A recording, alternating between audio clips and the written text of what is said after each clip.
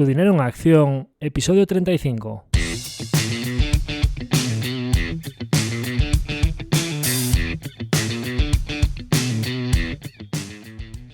Hola, soy Javier Acción, asesor financiero independiente autorizado y registrado en la Comisión Nacional del Mercado de Valores con el número 149 y asesor del fondo de inversión Acción Global. Te doy la bienvenida a Tu dinero en acción, tu podcast de inversión, donde hablaremos de manera sencilla y cercana de conceptos, métodos y alternativas para rentabilizar tus ahorros. Si te planteas sacarle partido a tus ahorros o quieres descubrir qué opciones te interesan más, te invito a quedarte para aprender sobre finanzas con un lenguaje directo y sin tecnicismos. Si tienes alguna pregunta, duda o sugerencia, puedes contactar con nosotros utilizando las distintas vías que encontrarás en nuestra página web www.accioninversiones.com.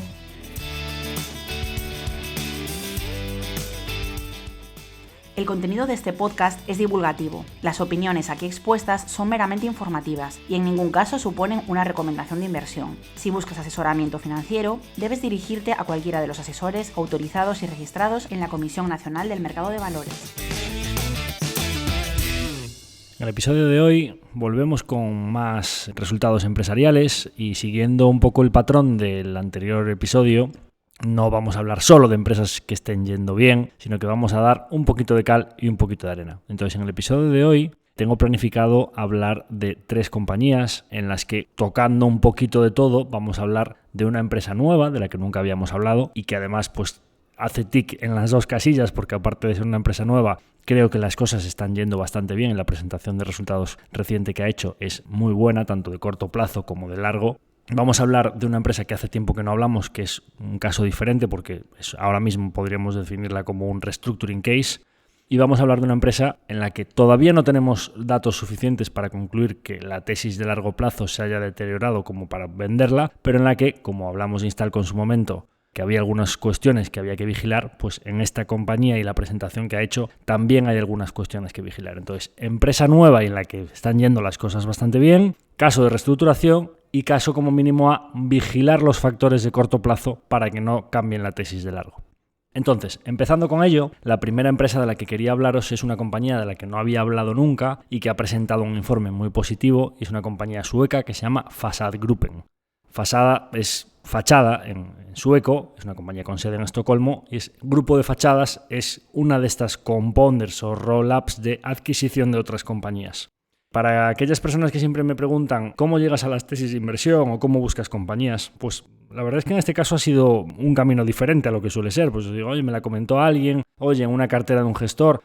no conozco a absolutamente nadie que tuviese esta compañía en cartera. ¿Y cómo llegó a ella? Pues un compañero, un gestor de otro fondo, me pasa un informe y dice, oye, ya que tienes SDIPTEC, Instalco en cartera, joder, tengo un informe muy bueno de Carnegie, que es un banco de inversión nórdico, que habla de roll-ups y de empresas que se dedican a adquirir otras compañías, porque como sabéis, ya hablamos aquí en varios capítulos, en los países nórdicos pues hay bastantes compañías que se dedican a comprar otras, pues el IFCO, Embracer, Instalco, SDIPTEC, AdTech, AdLife, hay como que das una patada y salen 50 compounders allí, ¿no? Bueno, pues hay un informe de Carnegie que se dedica a analizar todas estas compañías y viene una lista bastante grande de empresas. Y lo primero que me encuentro es una empresa muy pequeñita, de la que nunca había oído hablar, que se salía de todas las tablas, en capital desplegado, en retorno sobre capital invertido, crecimiento de EBITDA los últimos 3 años, tasa, bueno, o sea, era como una... ¿Pero esto qué es, no? O sea, ya te llama la atención y ahí ya tienes el primer hilo para mirar. Lo segundo que ya por lo que definitivamente decidí mirarme la compañía, bueno, los que me hayáis escuchado hablar de Instalco muchas veces conoceréis a Per, que es el señor que fundó Instalco y todo este modelo descentralizado de adquirir empresas e instalaciones. ¿Y cuál es mi sorpresa? Que bueno, pues cuando es una compañía que lleva poco tiempo cotizando, pues miras un poco a ver quién está detrás. Resulta que era una compañía pues que llevaba muy poquito tiempo cotizando y me encuentro que Per, el de Instalco, era el chairman de esta compañía y tenía bastantes acciones. Dijo, ¿cómo puede habérseme pasado esto? Porque yo monitorizo muy bien en qué compañías invierten los CEOs o los chairmans de las empresas donde yo invierto y que son estos outsiders que despliegan muy bien capital y no había encontrado eso. Y es porque cuando yo invertí en Instalco, puedes mirar en qué empresas están relacionados los chairmans o los CEOs de las empresas donde inviertes y Fasadgruppen todavía no estaba listada. Es decir, él ya tenía relación con la empresa, pero era una empresa privada. Y después decidieron sacarla a cotizar. Por eso se me había salido a mí del radar. Y ya digo, ostras, Per está detrás de esta compañía, hay que tirar del hilo. Y me empiezo a encontrar que hasta los informes eran como los de Instalco, las letras, las gráficas, dónde estaban las fotos de los CEO, dónde estaban las tablas financieras, lo que comentaban. Per había cogido a unos tíos que se dedicaban a fachadas, y ahora os explicaré el modelo de negocio, rehabilitación de fachadas en Suecia, Finlandia, Noruega, Dinamarca, etcétera, y les había guiado por el mismo camino de composición, de aumentar verticales, de colaboración entre las compañías, etcétera. Tenéis que cotizar para poneros en manos de este banco de inversión, a los informes hacerlo así, la relación con inversores, tenéis que presentar en inglés, o sea, hasta hace nada presentaban solo en sueco, tenéis que empezar a hacer las conference call en inglés para que los inversores de fuera os conozcan y os reduzca el coste de capital, etcétera, etcétera. Estaban replicando el modelo, pero en otro sector. Digo, bueno, pues esto es súper interesante, esto hay que mirárselo, ¿no? Y resulta que me encuentro una cosa, oye, fachadas, esto, pues, digo, cuando hablo con algunos compañeros, pues son albañiles realmente, es que dices tú, oye, ¿qué tiene de poco fácil? Es que además es que es el modelo de negocio sencillo, básico, que todo el mundo lo puede entender, que, o sea, es decir, lo menos, por decir así, glamuroso que te puedes encontrar y que suelen ser negocios súper rentables. Que es, pues, los Benitos y Manolos. Alguien recordará con aquella serie que había, ¿no? De los obreros Manolo y Benito, que era tan conocida. Pues yo cuando veo, pues estos son Manolos y Benitos, pero suecos, con el mono de trabajo de manchados de escayola, que me encanta, porque son gente muy trabajadora, pues que además han creado su propia empresa desde cero, que tienen muy buena relación con los clientes, son ser comunidades de vecinos, empresas de servicios públicos, colegios, muy parecido a lo de Instalco, ¿no? Y dices, oye, las fachadas, al final, pues, si hacen fachadas o rehabilitan fachadas, pues tendrá un componente cíclico. Bien, más del 75% de la cartera de proyectos de Fasadgruppen son renovaciones de fachadas que tienen un plazo de vida útil marcado por ley en el que tienes que reacondicionar y revisar la fachada. Es decir, no puedes permitir que pasen 40 años por una fachada, y menos con el tiempo y las inclemencias climatológicas que hay en estos países nórdicos, y que se le caiga un balcón o un desconchado, unos ladrillos a una persona que va caminando por debajo y mate a una persona que va por la calle. Con lo cual, tenemos un imperativo legal que nos obliga a que ese flujo de trabajo vaya viniendo. Segundo, resulta que tenemos una gran cantidad de edificios en los países nórdicos de los años 50, 60 y 70 que están cumpliendo estos años el periodo obligatorio de renovación, con lo cual pues tenemos un flujo constante de trabajo. Tercer factor, y esto está muy agravado por la crisis energética. Resulta que los nórdicos, como sabéis, y más aún con el aumento de los costes energéticos y con Greta Thunberg diciéndonos a todos, how dare you, que tenemos que ser mucho más verdes y gastar menos, ellos en calefacción, en aislamiento, etcétera, están muy concienciados en que cuando renuevan las fachadas de su comunidad,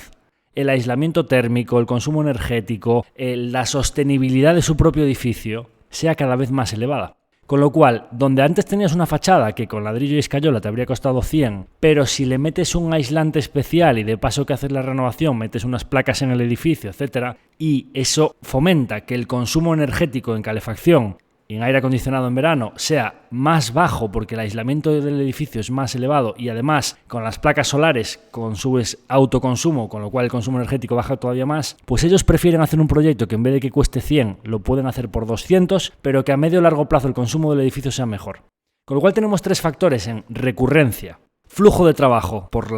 el vencimiento de los edificios y unos orgánicos positivos porque los presupuestos son más elevados por el aislamiento y el autoconsumo, que como mínimo hacen que sea un sector que parece que puede ser interesante. Resulta que después me encuentro con que el nivel de márgenes de Fasadgruppen cuando ellos hacen las adquisiciones ya es más alto que el de Instalco. Y además con las sinergias posteriores terminan llegando a márgenes del 12-13% EBITDA. Oye, pues esto es que puede ser un negocio bastante interesante, esa consolidación, trabajos. Bueno, y me encuentro pues que Per les había ido llevando a haz más cantidad de trabajos, mete paneles fotovoltaicos, mete lo del aislamiento, no solo metas balcones, fachadas, haz un trabajo integral en el edificio de todo lo que es la envoltura, y diréis, oye, esto os recuerda un poco a la tesis Instalco en cuanto a que el edificio, la constructora, tiene márgenes muy justos, pero lo que es el envoltorio del edificio, que es un factor fundamental para que el edificio desde fuera quede bonito y que los balcones y un poco, pues es un factor de coste en relación a la construcción del edificio mucho más bajo, pero fundamental para el resultado final del edificio. Habemos negocio que puede tener unos márgenes razonablemente buenos, mucho mejor que las de las constructoras. De ahí que nos encontremos con márgenes del 10, 12, 13%, que son muy superiores a los de las constructoras.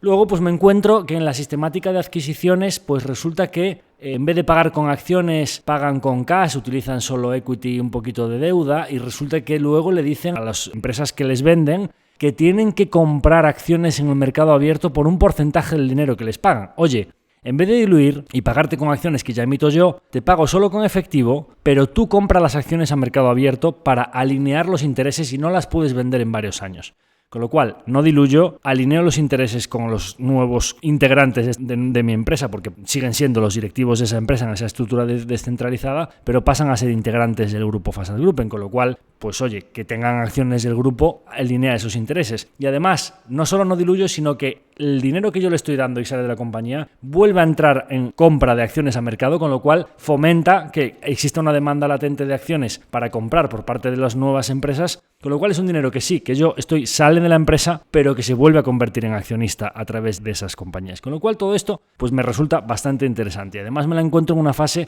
quizá como Instalco 2016, 2017, muy pequeñita todavía, con una fase de adquisiciones en las que solo los deals son muy interesantes. Y digo yo aquí, oye, la renovación de fachadas, ¿qué orgánicos tiene? Porque empiezo a ver y digo, bueno, pues estos compran a 5 veces EBITDA, con lo cual despliegan capital al 20%, y me leo una entrevista en Acquirers, el jefe de M&A, de fusiones y adquisiciones de la compañía, que es un chaval muy joven, que lo habían traído de otra compañía, muy bien formado y que le motiva el proyecto, se convierte en accionista, tiene a día de hoy, pues es un chaval de 30 y pico años y que tiene más de $3 millones en acciones de la compañía, que entró allí, compró y sigue comprando a día de hoy acciones en mercado abierto. Y que, bueno, pues dice que en una de las entrevistas pues que ellos compran a 5 veces, pero que cuando le meten las sinergias para eliminar todos esos costes duplicados entre los de la empresa matriz y la empresa adquirida, todas las compras de materiales las centralizan para comprar por volumen, etcétera, que terminan bajando el coste a 3-4 veces EBITDA. O sea, tenemos una compañía que no está desplegando probablemente capital al 20, sino que lo puede estar desplegando al 25 o 30. Y digo, bueno, me falta saber los orgánicos, porque si los orgánicos son muy negativos, a lo mejor no me interesa. Ellos en principio decían que crecimiento del PIB con un poquito de esteroides, un poco en el modo de Instalco de... Y yo digo, bueno, voy a comprobar todo esto, porque si realmente cuando viene COVID se destruye esa demanda y no vuelve, y ellos dicen, no, las renovaciones tienen que venir tarde o temprano. Un poco lo que hablábamos de Just Scientific, de esa demanda latente que no se destruye, sino que simplemente se aplaza. Y me empiezo a encontrar que, efectivamente, en los trimestres posteriores a COVID, que se había cerrado todo y que nadie quería obreros en su comunidad arreglando la fachada para no propagar el virus, querías el mínimo contacto posible, pues esos trimestres tienen orgánicos muy negativos y conforme empieza a venir la apertura, tienen trimestres orgánicos muy positivos, más positivos que los negativos que habían tenido anteriormente, con lo cual no solo se demuestra que viene toda esa demanda latente, sino que hay un crecimiento orgánico por encima de lo que es esa demanda que se había aplazado. Bueno, pues es que en el trimestre reciente, en el último que han presentado, bueno, no solo entre el orgánico y las adquisiciones están creciendo en top line al 70% en este entorno, ojo, ¿cuántas compañías conocéis que estén creciendo en este entorno al 70% en ventas? Con unos orgánicos del 14,6%. Y efectivamente lo mismo que le pasa a Instalco, oye, nuestros proyectos estamos repercutiendo costes poco a poco y en un trimestre muy malo, en vez del 14 estamos haciendo márgenes del 12.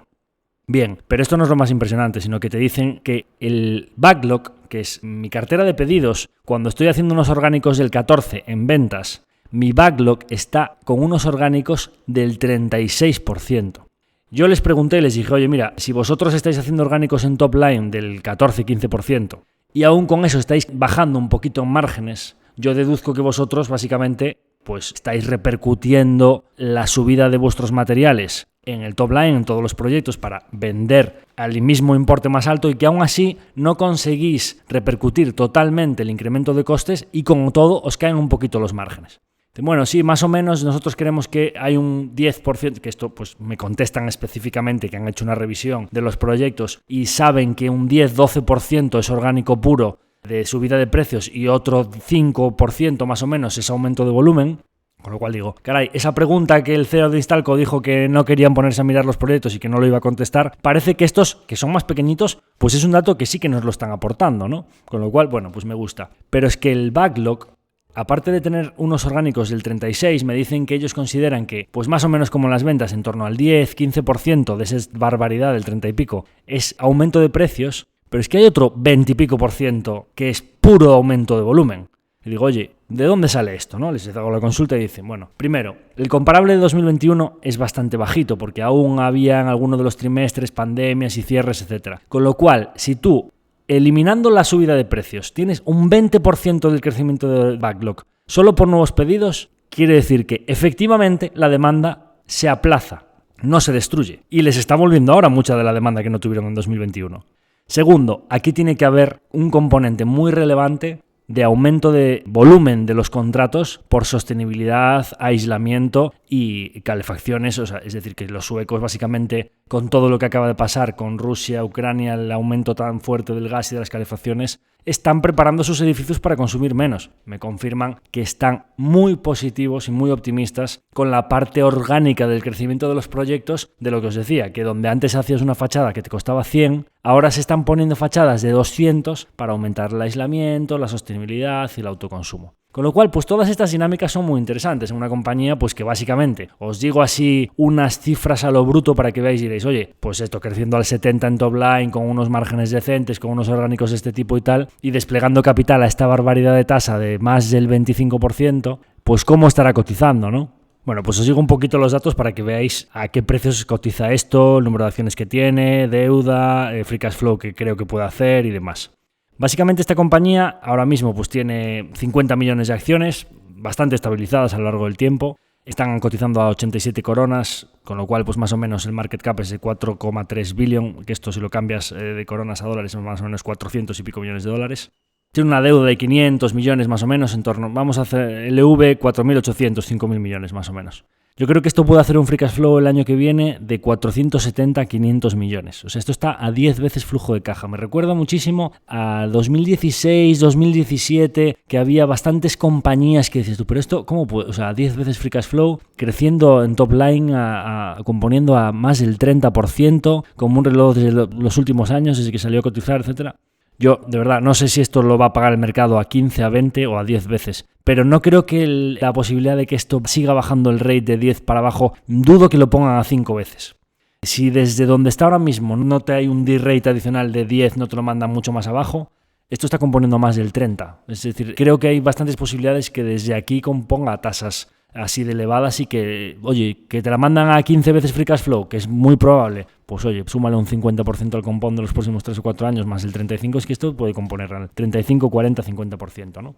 Muy interesante, la verdad es que los veo muy humildes, bastante centrados, me contestan a todas las preguntas súper transparente. Muy probablemente ya, pues como he ido hablando con ellos, ya les he dicho que voy a Suecia el año que viene a hacer visitas, que cuando quieran, que me reciban en la oficina, que encantados de conocernos en persona, así que bueno, pues probablemente, aunque hoy haya sido la primera vez que os hable de Facade Gruppen, pues probablemente tendremos más contenido sobre ellos. Decir también pues que es una compañía pequeñita y poco líquida, con lo cual la posición que nosotros podemos tener, como sabéis que nos controlan mucho las posiciones líquidas, o al revés, nos controlan mucho las posiciones poco líquidas que tenemos en cartera, ya tenemos NBI, Jazz Scientific, etcétera, pues siempre están controlándonos que no nos pasemos del 10% ahí, pues la posición que nosotros tenemos en esta empresa es pequeñita siempre y tenemos ahora mismo pues un 2,3% del fondo, ¿no? Es verdad que en una empresa de fachadas y demás, pues que también puede venirle el ciclo y que se les paren las ventas y demás, pues que es una compañía que no creo que deba tenerla nunca al mercado a 20 ni a 25 veces y que pues a 10, 11, pues creo que está razonablemente bien, que podría llegar a 15, podría llegar a 8, por ahí se va a mover, pero que no tendría nunca un 5, 6, 7% de la cartera, pero para una posición pequeñita y sobre todo para aquellos inversores que no les afecte para nada la liquidez y que puedan comprar perfectamente y darle el peso que consideren, me parece una compañía interesante. Así que bueno, pues ya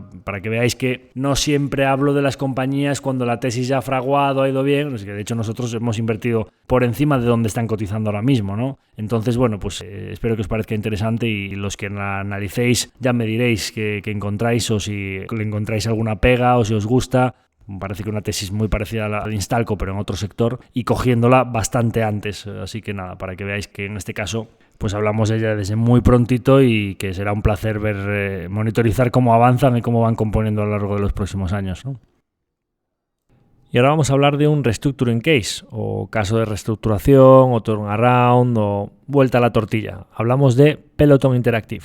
Es una compañía que hablé de ella en una entrevista que me hicieron en el podcast de Value Investing FM y que desde entonces pues hay diversas personas que me preguntan, oye, actualiza la tesis de Peloton, o qué ha pasado con el cambio del management, o cómo está evolucionando el negocio de Peloton Interactive, etcétera. Bueno, quería aprovechar estos resultados empresariales que ha presentado la compañía para actualizar un poco la tesis, comentaros mis pensamientos sobre la evolución en los últimos tiempos, el cambio del management. Incluso he podido probar el producto aquí en mi estancia en uno de los hoteles, pues tenían bicis de Peloton y he podido probar el producto en una de las clases y demás. Bueno, pues daros un refresh de todo esto. Quizá la tesis ha ido cambiando a lo largo de los últimos tiempos de una tesis normal y alcista a una tesis de turnaround puramente dicho, porque es una vuelta a la tortilla en cuanto al deterioro que ha sufrido la tesis. Siempre se ha visto anticipado por el deterioro de la acción, es decir, en general el mercado ha visto muy bien los riesgos que había aquí en cada momento y siempre cuando la situación se había deteriorado el mercado lo había más que recogido ya previamente y no hubo realmente un momento para anticiparse a un deterioro del negocio, sino que la acción ya iba siempre por delante recogiendo cuando las cosas iban muy bien, la acción ya estaba recogiendo que iban a ir mal, incluso exagerando mucho lo que podría suceder que iba mal y luego no solo tenía razón, sino que el deterioro iba persiguiendo el deterioro de la acción, ¿no?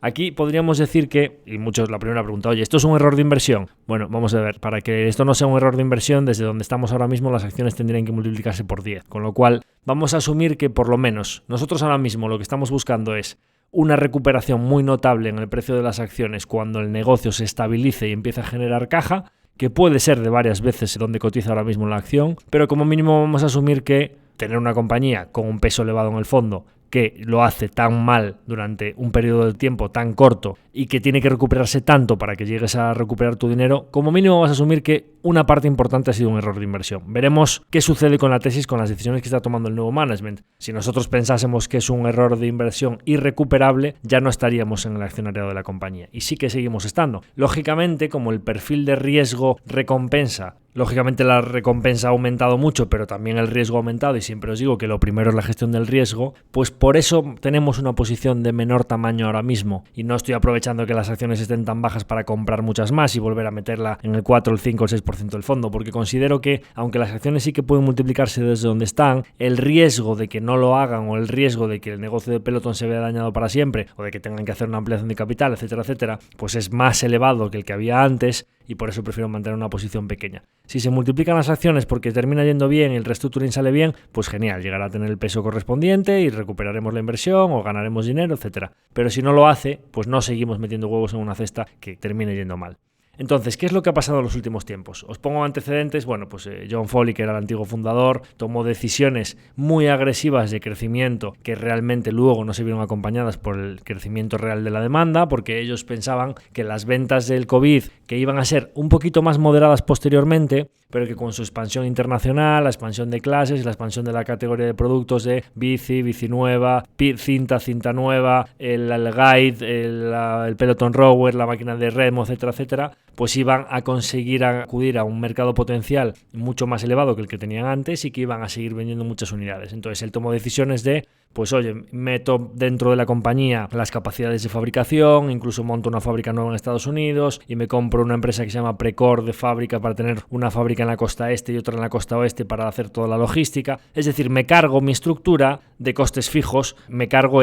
mis espaldas con cada vez más costes fijos, más tiendas, más gastos de marketing, incluso cuando hubo un colapso en la logística, pagó aviones para que las cintas les llegasen a tiempo y las bicis a todos los usuarios y demás. Esta estructura, que ha visto a todo el pasado, pues estaba completamente sobredimensionada. En el momento en el que cuando post-COVID la gente quiere hacer deporte en el exterior y deja de comprar las bicis, pues claro, las bicis eran una parte importante de las ventas y los servicios que se van acumulando, que es la parte de suscripción recurrente, todavía pesa poco y es la parte de más margen. Entonces, cuando te quitas la parte gorda de las ventas, que es lo que te aguanta los costes fijos de todas esas fábricas, pues lógicamente la compañía entra en pérdidas muy rápido, se pone a quemar mucha caja y empiezan las dudas de balance. Oye, ¿esta compañía cuánto cash tiene? Oye, ¿esta compañía hace una emisión de bonos, hace una tal? ¿Cuándo tendré que ampliar capital? Bien, van sucediéndose todas estas dudas, las acciones van cayendo, etcétera, etcétera, y entonces pues ya llega a ponerse en entredicho ya no solo el negocio, sino la viabilidad de la empresa, o si la compañía tendrá que hacer una ampliación de capital muy dilutiva, si podrá atender sus compromisos y demás. Bien, en esa situación, entonces el propio John Foley dimite, se hace a un lado, cambian la estructura del consejo de dirección, contratan a Barry McCarthy, que es un ex Spotify y ex Netflix, que sabe mucho de modelos de suscripción, y pues entra con unos objetivos de un salario fijo muy bajito, un salario variable muy vinculado a la acción, que bueno, mejor no comento las cifras de dónde tiene que llegar la acción para que él cobre el variable, pero tiene que multiplicarse por muchas veces para que él llegue a tener un salario como los que suelen cobrar este tipo de directivos, con lo cual está muy alineado con la performance de la acción, ¿no? Entra con la desbrozadora, pues se carga a diferentes equipos, entre ellos, pues aparte del propio Foley que se había marchado, pues la mujer que era la que llevaba toda la línea de ropa deportiva, pues también se la carga, reestructura la empresa, hace un plan de ajuste de personal, empieza a tomar capacidades de, oye, pues yo puedo generar el software, pero pueden fabricarme otros el hardware, la maquinaria, me saco toda esa estructura de gastos fuera de la empresa, el centro que estaba montando Peloton de fábrica propia, vamos a terminar esa fábrica para venderla, pero sacárnosla nosotros de balance, en fin. Pide un préstamo con diferentes entidades financieras para asegurar la viabilidad de cash y no tener que diluir, etcétera, etcétera, etcétera, ¿no? Empieza a enderezar el timón. Otra de las cosas que hace es que empieza a publicar cartas en blanco y negro, como a nosotros nos gusta, es decir, elimina todos los colorines y se pone muy serio de decir, aquí tenemos una serie de problemas que hay que solucionarlos y los problemas son este y la forma de solucionarlos van a ser esta, marca un rumbo, ¿no? Otra de los cambios que hace es que en las conference call se deja de palabrerías y de contar historias y directamente presenta el documento en blanco y negro y en la conference call empieza con la sesión de dudas y preguntas, directamente, preguntarnos lo que queráis, es decir, no os voy a contar aquí todo lo bien que va todo, etcétera, porque ya lo cuento en mi documento de blanco y negro, lo que va bien, lo que va mal y lo que podemos mejorar, directamente hacernos preguntas. O sea, cambios bastante notables frente al anterior management. Entonces, han pasado por una travesía del desierto muy relevante en la cual todos los gastos enormes de empleados, marketing, todo lo que había hecho el management anterior, pues produjo una quema de caja muy relevante. Y el momento presente es bastante relevante porque empecé a ver en la última presentación de resultados algunos cambios bastante notables que se están produciendo bastante rápido en las cuentas de Peloton, que creo que Barry McCarthy está como mínimo enderezando el rumbo a nivel financiero, que creo que, pues oye, como mínimo vamos a eliminar el riesgo de balance de que el mercado esté todo el rato pensando si vamos a tener que diluir o si vamos a tener que pedir otro crédito o si vamos a poder atender a nuestros compromisos. Y algunas de estas mejoras, pues al reducir toda la carga de empleados, al reducir el número de tiendas que tienen de venta física, al reducir o subcontratar la capacidad de fabricación, externalizarla, al subcontratar la logística y todas las entregas. Pero oye, si ya los Amazon y demás tienen toda su red logística, ¿por qué tiene que Peloton hacer toda la entrega propia? No, para mejorar la experiencia. Oye, pues consigue una red logística que te haga una buena experiencia de entrega, pero no tengas que cargarte tú con toda esa red logística, ¿no? Entonces, bueno, para que veáis un poco qué ha producido todo esto, aparte de que han hecho acuerdos con Hilton para que en todos los hoteles tengan sus bicis y la gente las puedan probar, y entonces así pues ya te enganches, hagas tu cuenta y pruebes el producto en una red de hoteles muy grande con presencia en todo el mundo. Han hecho un acuerdo con Amazon de manera de que no solo vendo yo mis productos, sino que en Amazon también puedas, es decir, facilitar a los diferentes clientes o posibles interesados que tengan acceso a todo ese catálogo de productos para que puedan haber más masa crítica de clientes a los que vendérselo, ¿no? Bueno, pues todo este tipo de acuerdos van más en la línea de mantener o incrementar las ventas y luego han hecho otro tipo de medidas de más en la línea de recortar los gastos y mejorar esas finanzas. Entonces,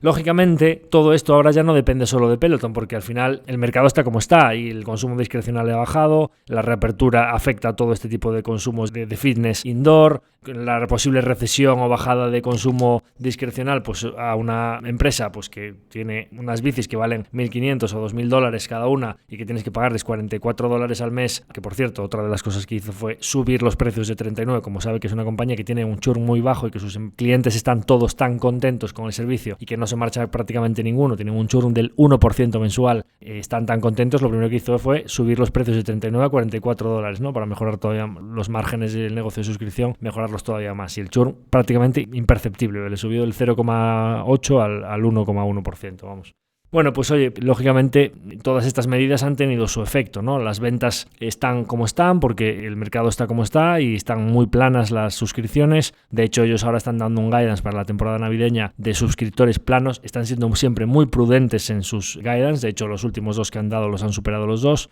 Y están dando un guidance en el cual, pues simplemente la empresa, como está centrada ahora en sus reestructuraciones internas, van a conseguir en los meses desde ahora hasta enero mantener el número de suscriptores, es decir, que el churn simplemente no les perjudique, se mantengan como están. Y hemos visto medidas muy importantes a nivel de gasto, de manera que, oye, pues el beneficio bruto del hardware, por ejemplo, pues que estaba teniendo incluso un gross margin muy negativo, pues estamos hablando de una empresa que estaba haciendo en los productos hasta el último trimestre de 2022, en los productos de subscription revenue, o sea, Fiscal Year 22 hablo de lo que ellos presentan no a diciembre, sino el final de 2022, Fiscal Year es junio de 2022, porque ellos su Fiscal Year va desde mediados de 2021 hasta mediados de 2022 es su Fiscal Year, con lo cual el último dato del 22 que teníamos era junio de 2022. Ahora acaban de presentar el primer quarter del Fiscal Year 23, que es septiembre del 22. Y en este informe que han presentado podemos ver ya algunas líneas de a dónde están intentando apuntar, principalmente, por ejemplo, pues oye, en la línea de el gross margin del hardware, oye, tú a cada bici o cada cinta que vendes, ¿cuánto le ganas? Después de ahí, como siempre os digo, hay que restar los gastos operativos. El beneficio bruto de los Connected Fitness Products, que son el hardware puramente dicho, en el último trimestre del Fiscal Year 22, es decir, a junio, era de menos 290 millones de dólares. Es decir, ya de partida estás perdiendo dinero en las bicis y desde ahí tienes que empezar a restar los gastos. Bueno, pues el gross profit del hardware pasa de menos 290 a menos 55. Es una mejora muy notable de 235 millones. Pero es que además el beneficio bruto del contenido, o por decirlo así, del software o del negocio de suscripciones, también mejora, pasando de, obviamente esto es un negocio que sí que tenía beneficio bruto positivo, de hecho nosotros invertimos en Peloton solo por el negocio de suscripción, ¿no? Que había sido de 200 millones al principio de 2022, a finales de 2022 en un trimestre estaba haciendo 260 millones y está haciendo ahora 273 millones positivos. Es decir, es un negocio que tiene márgenes de contribución superiores al 70%. Nuestra tesis aquí siempre fue que conforme se fuesen acumulando el margen de suscripción de lo que es el software o este margen de contribución de la parte más ligera de activos, si la empresa tenía un nivel de gastos moderado, este negocio de tan altos márgenes y un churn tan bajo iba a ser un chorro de caja que el mercado iba a valorar a múltiplos muy altos. Bien, veremos qué sucede con todo esto. Pero partiendo de la base de que si las bicis, las cintas, el remo, etcétera, dejan de quemar caja, que parece que están en un nivel de menos 290 a menos 55, llevan una evolución que, y de hecho él dice en el informe, que dentro de un par de trimestres estarán ya si tienes un negocio de suscripción que te genera tanto como casi 300 millones de margen de contribución, de ahí para abajo, ¿qué pasa con los gastos generales? Bueno, pues en un trimestre, de 1.200 millones de gastos operativos han pasado a 590. O sea, los han reducido más de un 50% los gastos. Y aún estamos viendo nuevos despidos recientemente que todavía tienen que contabilizarse aquí. O sea, están enderezando el rumbo y, como él dice, van por delante del planning, tanto en la mejora del margen del hardware o de los productos que venden, como en la mejora del margen del software, como sobre todo en la mejora de los gastos operativos. En conjunto, han pasado de hacer un EBITDA negativo de 300 millones en un trimestre a un EBITDA negativo de 33 millones prácticamente plano. Es decir, de un EBITDA de menos 42% de EBITDA ajustado a un EBITDA prácticamente plano de menos 5% y que ya están diciendo que el break-even está a la vuelta de la esquina. Todo esto, y lógicamente si nosotros hubiésemos llegado a esta compañía en esta situación de márgenes negativos y demás, nosotros inicialmente no habríamos invertido en ella porque cuando invertimos en ella la situación de venta de hardware, etcétera, era muy diferente. Pero lo que sí que es un hecho es que la mejora que se está produciendo en estas cuentas, cuando tienes una compañía que, y ahora vamos un poco pues a la parte importante, ¿no? Que es, oye, ¿cómo está de balance esta compañía? Pues si ya va a dejar de quemar caja en breve, ¿qué disponibilidad tiene de efectivo? ¿Cuánta deuda tiene? Y demás. Bueno, pues esta compañía, como se financió cuando entró Barry McCarthy, os dije que había pedido una línea de préstamos importante para quedarse tranquilos a nivel de balance, pues tiene en cash libre 940 millones y aparte otros 900 millones en inventarios. Y de deuda tiene completamente incluido tanto un préstamo a plazo de 690 millones como unos convertibles que pidieron al 0% y Strike 240, están las acciones a 8 o 9 estos días. Y una línea de convertibles que eran 1.000 millones menos los gastos, 980 millones más o menos. Con lo cual, 980 más 700 el crédito, pues vamos a hablar de 1.600 millones de deuda. Pero tiene 900 en caja, con lo cual estamos hablando de que tiene de deuda neta 700 millones. Bien, con esta deuda, una compañía que esté en break-even y con esta disponibilidad de cash y con un préstamo a plazo que le quedan varios años para su vencimiento, yo entiendo que la compañía, como mínimo, el mercado debería ver que el riesgo de balance se ha reducido notablemente con las decisiones que ha tomado este management. Es decir, empiezo a ver que tenemos como mínimo un terreno desde el que podemos intentar sembrar para que el management diga, bien, me he descargado de costes fijos, he subcontratado la producción, he adelgazado esta estructura para mejorar un poco los márgenes. Bien, vamos a empezar a hacer medidas para fomentar el crecimiento. Oye, apertura internacional, otros idiomas, nuevas líneas de productos, pero con una eficiencia operativa y una eficiencia en gastos, no el despropósito en el que se había convertido todo esto, ¿no? Entonces, bien, es una compañía pues que sigue teniendo un perfil de riesgo elevado, que las decisiones que está tomando el management nuevo me parece que están muy bien encaminadas, que a nivel financiero la mejora está siendo muy notable y muy rápidamente. Por supuesto, el mercado todavía no lo ha recogido y está a la espera de ver crecimiento en top line, que la situación del mercado, situación macro, recesión, situación del consumo discrecional, etcétera, es la que es y habrá que esperar a que la mejora se produzca para que nueva gente empiece a suscribirse a este servicio, que seguimos pensando que puede ser un servicio de margen muy elevado y que básicamente, si Peloton lo ha pasado mal en esta época, básicamente los competidores, digamos, ha sido un exterminio de la competencia, vamos, es decir, que si este sector, el fitness a distancia y a demanda, con la conveniencia de poder hacerlo en cualquier momento y desde tu casa, tiene su futuro, una parte muy importante del mercado puede ser para Peloton. Con lo cual, bueno, pues contentos de que el management vaya tomando esas decisiones que creemos que ya se debían haber tomado hace mucho tiempo, pero siempre un poco a la espera de ver que esa mejora de las cuentas y del break-even a nivel de generación de caja venga acompañado a posteriori de una mejora de los suscriptores y de un crecimiento en top line, porque como siempre hablamos, ¿no? Una empresa que tiene unos gastos determinados, cada suscriptor extra que entre, como le pasa a Spotify o que le pasa a Netflix, cada suscriptor extra que entre y que vea una clase nueva de las que están grabando en sus estudios es dinero en vena, con lo cual para que la escala de márgenes se produzca y aquí haya una mejora muy notable en la valoración que haga el mercado de este negocio, no solo debe haber una viabilidad financiera y que se vea esa posible generación de caja positiva, sino que el mercado vea muy claramente que Peloton está recuperando la senda de crecimiento en suscriptores. Y entonces en ese momento tendremos ya todos los catalizadores para que la acción recoja toda esta mejoría. Y bueno, para terminar, hemos hablado de una compañía nueva de la que nunca habíamos hablado, hemos hablado de un restructuring case, vamos con una compañía de la que sí que hemos hablado en numerosas ocasiones, pero en la que creo que lo que ha presentado es suficientemente importante como para hacer hincapié en ello y en la que creo que como mínimo hay algunos factores que debemos vigilar, factores que no están yendo tan bien a corto plazo y que de reiterarse a lo largo del tiempo o de no mejorar esa serie de factores o lo que es peor, de seguir empeorando, sí que deteriorarían la tesis a largo plazo. Esta compañía es Embracer Group. Como sabéis, pues un conglomerado de videojuegos que hace muchas adquisiciones o hacía muchas adquisiciones y que ha presentado unos resultados que han sido muy mal acogidos por el mercado, principalmente pues por varios factores, ¿no? En primer lugar, porque han bajado el guidance y era algo que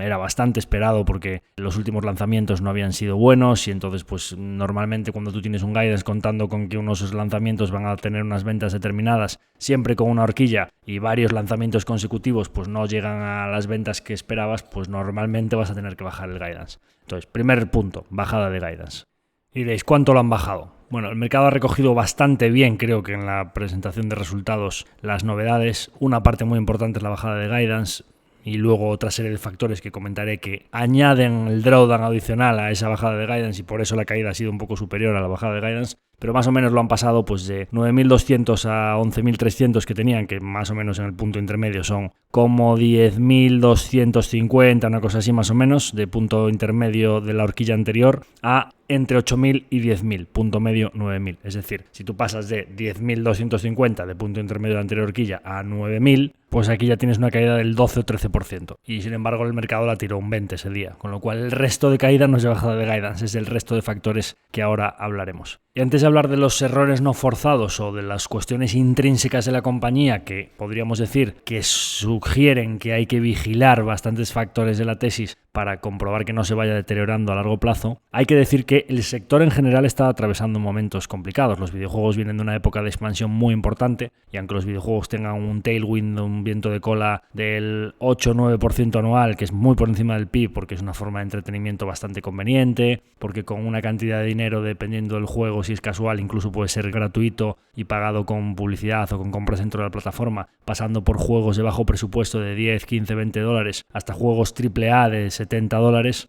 pues puede haber juegos a los que les dediques una cantidad de horas a lo largo de los años que el coste unitario por hora dedicada o de entretenimiento es una forma de entretenimiento que tiene bastante valor con respecto a las alternativas disponibles, ¿no? Con lo que aparte para toda la familia, puedes jugar el padre con los hijos de cualquier edad, etcétera. Entonces, pues los videojuegos, de hecho, pues si vemos Microsoft, la apuesta que haciendo por videojuegos, Google que lo intentó con Stadia y ahora que ha fracasado, pero lo ha cerrado, pero tenía ese interés importante en videojuegos, todo lo que está haciendo Netflix, etcétera, es que todos se quieren meter en videojuegos, ¿no? Entonces, una de las tesis importantísimas de Embracer es: hay un viento de cola importante en los videojuegos para los próximos años. Los propietarios de la IP, como las plataformas necesitan contenido, es como, oye, ¿por qué nos gusta Netflix? Porque generan el propio contenido. Oye, Embracer tiene el contenido, Games Workshop tienen el contenido, son los dueños de la IP. Si la explotan bien, son los dueños del royalty, son los dueños de esa pasa por caja para que ese contenido se distribuya a través de diferentes plataformas, ¿no? Entonces, es muy importante ser dueños de la IP. Entonces, en Embracer, pues hay que decir que aunque tengamos un viento de cola muy relevante durante los últimos años y muy previsiblemente para los próximos también, temporalmente está pasando el sector por unas horas bajas. ¿Por qué? Pues porque hubo un boom en 2020 y 2021 muy importante con todo el mundo en casa, que se jugaba muchísimo más que de costumbre a videojuegos, y lo más importante del COVID no es tanto, oye, pues al final los videojuegos hay un calendario de lanzamientos, no se pueden comprar muchísimos más juegos nuevos que antes, puedes dedicarle más horas a jugar.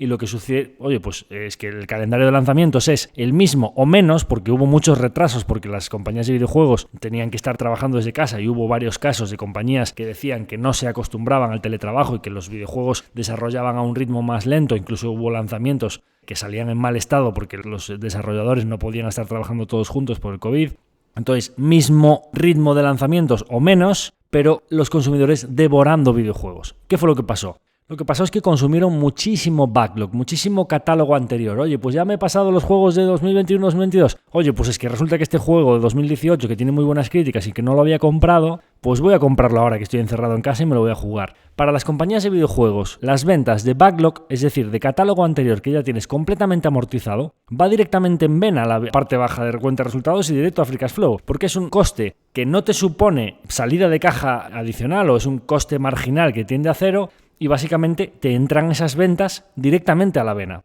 Con lo cual a todas estas compañías, aparte de que tuvieron unos orgánicos muy positivos, los márgenes también eran artificialmente altos. Bueno, pues todo esto está revirtiendo a la media. Los consumidores tienen más planes en el exterior, han salido más y los orgánicos están siendo, en general en el sector, bastante negativos. De hecho, los informes del sector que daban crecimientos del 4 o 5%, ahora están dando decrecimientos del -2%. Hay bastantes temas con las consolas que, como no había muchos chips, se vende menos hardware. Entonces, al no venderse mucho hardware, si tú no te acabas de pillar la Play 5, pues no vas a gastar tanto en juegos porque la Play 4 la tienes muy anticuada, etcétera, etcétera, ¿no? Entonces, hay bastantes factores, bastantes dinámicas en el sector en general que está lastrando un poquito esos orgánicos y, por supuesto, al no vender tanto backlog, pues lastrando también bastante los márgenes. Esto en cuanto a la situación generalizada que no depende intrínsecamente de Embracer. Además, Embracer, que esto es una de las partes que yo creo que hay que monitorizar más, lleva bastantes lanzamientos consecutivos que están por debajo de sus estándares de calidad habituales. Es decir, ha cometido varios errores no forzados. Principalmente, uno de los cuales son más conocidos recientemente y por los que más se le ha castigado, Saints Row, pues es uno de los juegos típicos de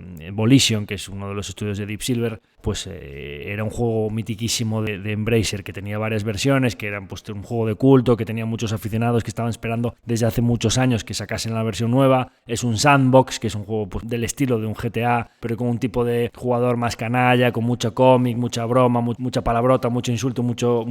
humor negro, etcétera, ¿no? Y como muy loco, pues que podías volar, que podías... muchas situaciones bastante más extremas que las del GTA. Bien, bueno, pues llevaba mucho tiempo desarrollando el Saints Row Reboot, o sea, el relanzamiento de Saints Row. Y resulta que sale este agosto, es un juego que tenía un presupuesto, se habla de 150 a 200 millones de dólares. Y bueno, pues gracias a Dios tenía un acuerdo con Epic en exclusiva, que todo esto de las plataformas ya hablaremos sobre ello, de todos los acuerdos de distribución, las Steam que para PC cobraba el 30% y entonces sale Epic y empieza a cobrar menos y todos empiezan a hacer acuerdos con Epic y que Epic es pues como digamos la competencia fuerte de Steam. Sale Microsoft con Game Pass y ahora sale Netflix. Podríamos decir que hay una tendencia a que la plataforma que antes era de Valve, que es Steam y es dueños únicos de toda la distribución de videojuegos para PCs, pero como que entre PlayStation, Microsoft, Epic, etcétera, están como democratizando la distribución y esto es muy bueno para las empresas de videojuegos porque el take rate que así como hablábamos cuando hablamos de Airbnb o hablábamos de Etsy, pues que el embudo intermedio cobre lo máximo posible para nosotros como dueños del embudo es muy importante. En este caso, como nosotros como dueños del vendedor, que el take rate o el embudo cobre lo mínimo posible y que se comoditice ese embudo, para nosotros es muy bueno. Bueno, pues esto es lo que está pasando con las plataformas y es muy interesante, ¿no? Bueno, pues este proceso de comoditización sucede porque compañías como Epic, aparte de que se fijan un take rate mucho más bajo, pues van a compañías como Embracer y le dicen, oye, si pones el juego 6 meses solo en mi plataforma, hago un pago upfront que casi es de todos los costes de desarrollo del juego. Con lo cual tú de inicio sabes que no sabes si llegarás a ganar mucho, pero sabes que a ese juego como mínimo no le vas a perder. Embracer está haciendo esto de manera bastante reiterada con bastantes juegos y yo creo que es un sistema que a nivel financiero, un modelo de negocio que cuando tienes un solo juego es bastante binario el riesgo, pues ellos reducir ese riesgo de cada juego, sobre todo en los de presupuestos muy alto, creo que es inteligente a nivel financiero. Bueno, pues gracias a Dios en Saints Row tenía un acuerdo de distribución con Epic en exclusiva que básicamente, aunque el estado del juego o la recepción por críticas ha sido bastante malo, bastante frío, parece que como mínimo recuperarán la inversión. Bien, ¿a mí qué es lo que más me preocupa de todo esto? No me preocupa tanto que un juego guste más a la crítica, guste más a la audiencia, que las reviews sean buenas o malas en cuanto a, pues este me gustó más, la historia es un poco peor, las dinámicas de juego. No me preocupa tanto eso, porque hay juegos que obviamente, como se suele decir, no se hace una tortilla sin romper algunos huevos, lo que hablábamos de Netflix, va a haber series que les gusten más a unos que a otros y tienes que hacer mucho contenido y por eso estamos en un pipeline tan diversificado. Hay dos cuestiones que me preocupan aquí, que son una de las cuestiones fundamentales que hay que monitorizar. En la tabla de ROIs que saca Embracer, que es ROI, es Return on Investment, te va poniendo trimestre a trimestre el retorno. Oye, 1 por, pues oye, recuperé la inversión y me quedé como está. 2 por, resulta que todos los gastos de desarrollo del juego, más marketing, ventas, etcétera, de los proyectos reseñables, porque en volumen de costes de producción o en volumen de ventas sean productos realmente importantes, pues 2 por es que he duplicado, 3 por que he triplicado la inversión, etcétera, etcétera, ¿no? Bien, durante mucho tiempo Embracer tenía muy poquitos proyectos que estuviesen por debajo de la línea de 1 por. Es decir, pues oye, no pierdo dinero en prácticamente ningún proyecto.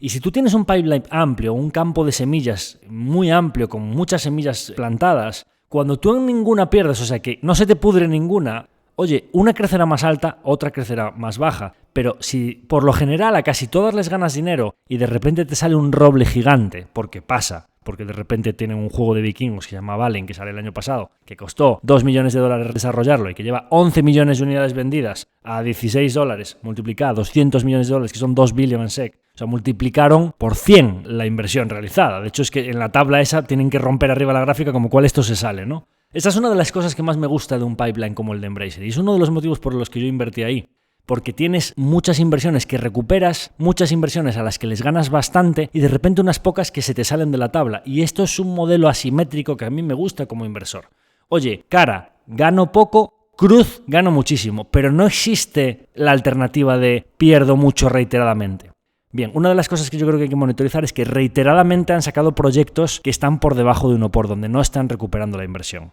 Si eso sucede, nuestra bola de nieve deja de rodar. Entonces este es uno de los primeros aspectos. Necesitan mejorar el retorno de la inversión de los productos nuevos que están sacando. Pero hay una cosa que a mí me preocupa quizá más todavía, que es un poco la pérdida del foco en los estudios, un poco la pérdida del foco del management en filtrar la calidad de los juegos que salen. No es que hayan dicho que Saints Row no era demasiado bueno, que no gustaba la historia. No, es que tenía defectos de calidad, bugs que se llaman en la industria, que se te queda colgado el juego, fallos en la visualización, jugadores que no están donde deberían estar, cosas que funcionan mal en el juego. Y esto una empresa como Embracer no se lo puede permitir porque uno de los argumentos principales de una tesis en las que tienes muchas compañías diferentes bajo el mismo holding es que tienes compañías que se dedican a test de calidad de juegos. Y tú puedes desde un vertical mandar el juego a comprobar a otro vertical, a la empresa que se dedica a hacer test de calidad, y que ni un solo juego salga con defectos. Entonces, cuando tú empiezas a presentar juegos que ya llevan mucho retraso y aún así llega el trimestre y lo tienes que sacar porque si no, no llegas a las cifras,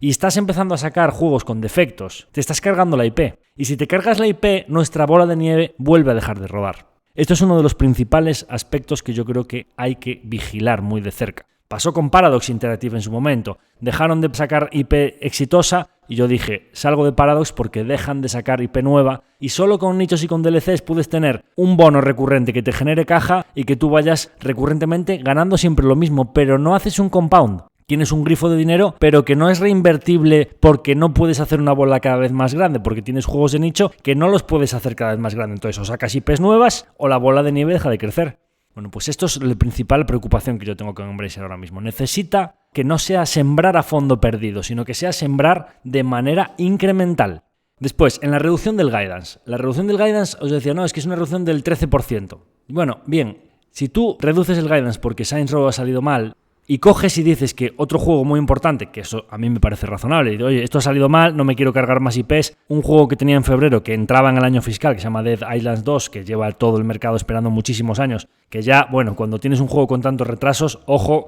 que esas cosas no suelen salir bien. Pero bien, lo pasas de febrero a abril, no es mucho retraso, 2 meses, se te sale del año fiscal. Bien, motivo para que el guidance de este año, como Saints Row te salió mal y Dead Island lo estás pasando al siguiente año fiscal, motivo suficiente para que el guidance de este año lo reduzcas. Pero lo primero es que el guidance del año que viene lo confirmas, no lo aumentas. Con lo cual, si tú estás pasando Dead Island de este año fiscal al siguiente y el guidance del año que viene no lo aumentas, significa que en neto también estás viendo un impacto. Vamos a volver a decir, pues oye, rompo una lanza a favor de que la industria está más floja, los orgánicos están más negativos y ellos, aún pasando Dead Island para el año que viene, Dead Island 2, que es la segunda parte de un juego, podéis ver el tráiler, es chulísimo, un juego de zombies y demás, pues oye, pues que no subo el guidance del año que viene aunque pase el guidance para allí. Bien, bueno, primera cosita que, bueno. Pero es que además, antes de estar firmado, dicen que tienen un acuerdo de gran envergadura con alguna plataforma, que clarísimamente pues tiene que ser o Microsoft Game Pass o algo con Netflix, porque si fuese algo con Epic, como ya están haciendo tantas cosas con Epic en exclusiva de juegos individuales, un gran acuerdo de plataforma que reduce mucho el riesgo, no creo que sea Epic. Y Netflix me parece que no está en el punto todavía de tener estos grandes acuerdos con juegos AAA, como ellos dicen que son grandes juegos de gran presupuesto, con lo cual tiene toda la pinta de que va a ser algo con Microsoft, ¿no? Bueno, pues oye, hablan de juegos de alto presupuesto para los próximos años que aumentan mucho la recurrencia, el flujo de caja y que reducen el riesgo financiero y que eso es un factor importante en este guidance. Pero es que tú esto que me estás diciendo ahora, esto es nuevo. Es decir, primero, no me gusta que hablen de las cosas en los resultados cuando tú estás bajando un guidance y la acción se te está marcando un -20, que ya sabes que se va a pegar una torta buena cuando bajas un guidance, que empieces a vender una piel del oso antes de cazarlo. Yo supongo que si lo dice es porque o lo tiene firmado o tienen ya algún tipo de acuerdo que si Microsoft se echa, o quien sea, se echase atrás, tendrían que indemnizarles demasiado y de hecho dice, sé mucho del acuerdo y debe estar muy hecho, ¿no? Pero primero, no me gusta que lo digan unos resultados antes de tenerlo firmado. Oye, espera, lo que decimos siempre, ¿no? Under promise y over deliver. ¿Por qué me estás diciendo el deliver antes de...? O sea, no me hagas la promise antes de entregar. Ya me sacarás un release en su momento, publicándolo. Oye, pues este es el guidance. Pero es que me estás diciendo que en este guidance es un factor muy relevante ese acuerdo que todavía no has firmado. Con lo cual, ese acuerdo, si el guidance este año lo bajas y el que viene lo confirmas, aún con Dead Island, ese acuerdo no es incremental. O sea, ese acuerdo lo estás firmando para llegar a un guidance que si no fuese por ese acuerdo, la realidad sería todavía más baja que el guidance que habías dado. O sea, el de este año lo tendrías que bajar más porque dicen que ese acuerdo probablemente se firme ya dentro de este año fiscal. Con lo cual el guidance del año que viene sería todavía más bajo. Tendrías que haberlo bajado también, ¿no? Con lo cual empezamos a ver que el impacto en el guidance original, uno lo bajas, otro lo mantienes, pero hay un momento de juego que no lo tienes en cuenta o que no te afecta un guidance del año que viene que tendrías que haberlo subido y además haces un acuerdo con plataformas o un acuerdo importante con alguna plataforma que es un factor muy importante, pero mantienes el guidance. O el de este año lo bajas y el del año que viene lo mantienes. Con lo cual probablemente sin ese acuerdo te habrías quedado bastante por debajo, ¿no? Todo este tipo de factores, a mí, pues oye, me gusta que firmen acuerdos que aumenten la recurrencia, que aumenten el flujo de caja y que reduzcan el riesgo financiero, sobre todo los juegos de alto presupuesto, pero como mínimo me haría estar un poquito pendiente, ¿no? Porque el guidance entonces estás un poquito más flojo bastante de lo que habías dicho. Importante decir aquí, cuando Embracer daba guidance de Capitalized Development to be Released, es decir, gastos de juegos capitalizados que yo todavía no he presentado, pues voy a presentar tanto en este trimestre, tanto en este otro, que la forma fácil de hacer las ventas era, oye, ¿cuál es la media histórica de los Capitalized Developments que Embracer cada vez que publica, en cuánto lo convierte en ventas? Bueno, pues si me daba un guidance de que va a presentar tanto, yo extrapolo y creo que puede convertirlo en tanto de ventas. Reiteradamente, desde el primer guidance que daban hasta el que terminaba siendo real, yo calculaba la evolución de esos guidance y cuánto iba siendo la realidad, y el cumplimiento siempre era del 65%. Yo creo que ya lo mencioné alguna vez. Embracer siempre, desde que empezaba a decir las cifras que iba a publicar, luego conforme se publicaba la fecha, y esto es intrínseco al sector, siempre hay retrasos, terminaba publicando el Guidance 1, Guidance 2, Guidance 3. Cuando das el 3, lógicamente, ya estás muy cerca de la fecha. Eso lo cumplía a rajatabla. Pero desde el primero que había dicho, el cumplimiento era del 65%. Cuando cambió al Guidance de Operational EBIT, que es el que está dando ahora, o a EBIT ajustado, yo dije, bueno, esto está tan barato si cumplen este Guidance, que incluso aunque cumplan el 65% del EBIT, está muy en precio. Acaban de bajar un 13%. Es decir, si cumplen realmente lo que acaban de decir y cada vez estamos más cerca porque el fiscal year termina en marzo, digo yo que ahora ya, como estamos en el Guidance ya 2 o 3, pues deberían cumplirlo, ¿no? Aún tendrían margen para bajarlo incluso para el 65% que cumplían antes, y en este caso pues cumplirían un 87%, ¿no? De lo que dijeron la primera vez. Bueno, pues es que así está capitalizando a lo que capitaliza frente a ese Guidance, que es como 7-8 veces, ¿no? Muy barata, con el sector como está, con varios incumplimientos, bajando Guidance y tal. Y lo más importante, asignación de capital, que eso es otro de los focos que me parece que hay en esta presentación trimestral. Oye, cuando tú en 2020-2021 con el coste de capital muy bajo y tu acción a 20-25 veces, emites acciones, compras, haces muchas acciones, estás muy activo, y de repente ahora dices que el coste de capital ha incrementado notablemente, esto será un factor futuro para nuestro negocio y vamos a poder hacer muchas menos adquisiciones. Claramente estás diciendo que vas a parar de comprar. Entonces, primera cosa que digo, oye, cuando estaban los precios altos, comprabas mucho. Y ahora que están los precios bajos, pues te vas a quedar con manos atadas. Es decir, me gustaría que fuesen un poquito más oportunistas y que a lo mejor en los últimos años hubiesen estado más tranquilitos acumulando cash o no endeudándose, y que ahora fuese cuando saliesen al mercado a tirar de cash y de líneas para ser oportunistas, porque tiene que estar habiendo oportunidades muy importantes que ellos no van a poder aprovechar, con lo cual me gustaría que hubiesen ido un poquito más con el pie cambiado, ¿no? Pero además dicen, para mejorar la flexibilidad financiera, estamos revisando nuestro negocio y existe la posibilidad de que en algún momento hagamos alguna spin-off o que alguna compañía del grupo la listemos y pueda cotizar. Bien, aquí hay varias versiones. La primera es, oye, compraste caro y ahora te estás planteando vender barato. Bien, no creo que sea lo que quieren hacer. Probablemente tiene pinta de que quieran compañías que estén mal valoradas, pues tipo Gearbox o Coffee Stain o la propia Asmodee, veremos, alguna compañía que puedan tener bajo su paraguas, que crean que el mercado no la está valorando correctamente porque tienen empresas que ya están más maduras, que ya tienen un pipeline de lanzamientos muy definido y que están generando mucha caja, o la parte de juegos de mesa de Asmodee, pues juegos muy recurrentes que generan mucha caja, y otros más en fase inicial o fase laboratorio que aún están empezando a desarrollar los juegos. Pues a lo mejor tiene sentido que te conviertas en un conglomerado como puede ser Constellation, con tópicos, etcétera, y que vayas listando filiales. Pues puede tener sentido para darle más valor al conjunto, mejorar flexibilidad y demás. Pero de verdad, yo si tuviese la oportunidad de hablar con Lars, le diría, oye Lars, mira, todo esto de que quieras coger y listar una compañía en el Nasdaq, de los costes de transacción, de tener una compañía listada allí, de los costes de reporting, de auditoría, de cotizar en un mercado, de tener diferentes IRs y todo el tema de reporting o de research y de hablar con analistas, bancos de inversión, etcétera, y que hace nada me dijeses que comprar y que ahora dices que ya no puedo comprar, entonces a lo mejor lo que hago es listar compañías y tal. Mira, vale, bien, sube el coste de capital, no emitas acciones a estos precios porque sería muy dilutivo para los accionistas, con lo cual, si con tu generación de caja y las líneas no te quieres endeudar más, tienes una pequeña deuda que es muy razonable, pero no quieres tirar más de líneas, no quieres emitir acciones y no te llega con la reinversión de tu propio flujo de caja, que más allá de temas de circulante, que bueno, Asmodee se compró para generar mucha caja y ser muy recurrente, y ahora resulta que tiene un tema de inventario porque bajan las ventas de juegos de mesa y están vendiendo muchas cartas, juegos de cartas tipo Pokémon, etcétera. Bueno, pues oye, el inventario, no me preocupa tanto el inventario de Asmodee, pues porque al final es algo no perecedero y si no se vende ahora, se venderá en Navidad, es un tema que se va a solucionar y la caja realmente va a venir. Oye, pues reinvierte simplemente ese flujo de caja a nivel orgánico y en adquisiciones y no compres a tanto ritmo. Bien. Pero, sobre todo, en vez de pensar en listar compañías o que el mercado te valore a tal múltiplo o a tal otro, ¿por qué no simplemente os centráis en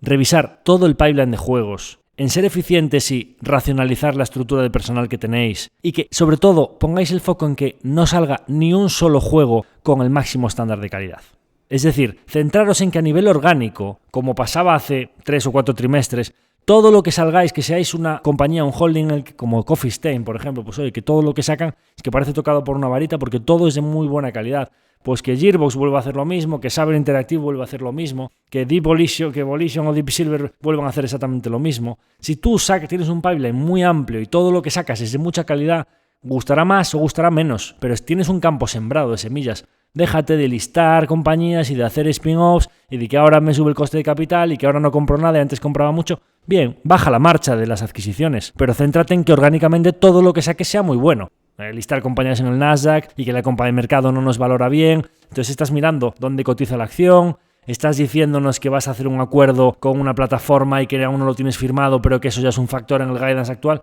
Estás contemporizando, estás mirando lo que hace el mercado con tu acción. Olvídate de todo eso, céntrate en el negocio, en que todo lo que saques sea muy bueno. Piensa en el cliente, en los consumidores, en los productos que estás sacando. Y entonces la acción irá a su sitio, no estés pensando en todas estas historias. Entonces, bueno, eso en cuanto a Embracer, lógicamente creo que es una compañía en un sector con altos retornos sobre el capital invertido, con un CEO que se está jugando él más que nadie todo su patrimonio en la compañía, con los CEOs de las diferentes filiales con muchas acciones del propio negocio, de la propia Embracer, con lo cual todos muy alineados, y que más allá de, bueno, pues que el sector está como está, pues es una compañía que parece que temporalmente pues está atravesando una época un poco menos buena, pero que hay que monitorizar todas estas cuestiones porque como sigan así, sigan sacando malos juegos, se sigan centrando en lo que no deben, en que si los mercados de capitales, que si el coste de tal, en las adquisiciones, listar otras compañías y resulta que a nivel orgánico se demuestre que la estructura descentralizada no funciona tan bien como cada uno de los estudios independientemente y que a lo mejor necesito volver a darles independencia para que vuelvan a funcionar bien. Entonces la historia que nos estás contando de que esa estructura de empoderar a los emprendedores y esa estructura descentralizada pero con un holding que les daba independencia financiera